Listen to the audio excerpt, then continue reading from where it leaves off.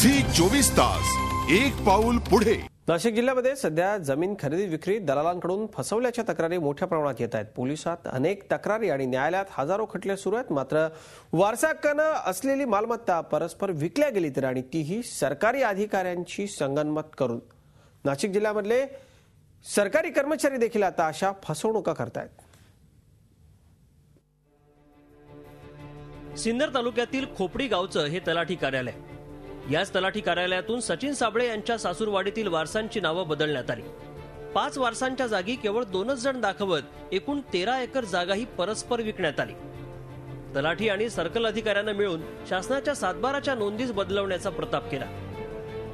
तहसीलदारापासून ते जिल्हाधिकारी कार्यालयापर्यंत सर्वत्र तक्रारी झाल्या, मात्र कुणीही ऐकेना। अखेर न्यायालयाने वस्तुस्थिती जाणून घेत या दोन्ही अधिकाऱ्यांवर गुन्हा दाखल करण्याचे आदेश दिले।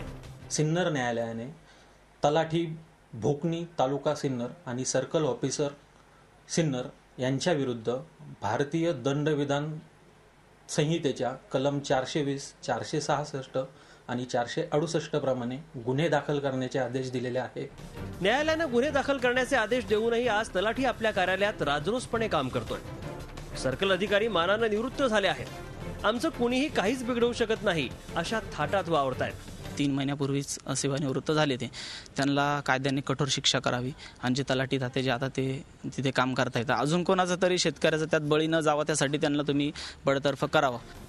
वर्षानुवर्ष असलेल्या शासकीय नोंदी सांभाळण्यासाठी खरं तर तलाठी नियुक्त केले जातात। मात्र नाशिकमध्ये नेमकं कुंपण शेत खाण्याचं काम करताय। महसूलच्या कर्मचाऱ्यांना व्यसन घालण्यासाठी कोणी आहे की नाही असा प्रश्न नाशिककर जनता आता विचारतीये। योगेश खरे, झी मीडिया, नाशिक। झी 24 तास एक पाऊल पुढे।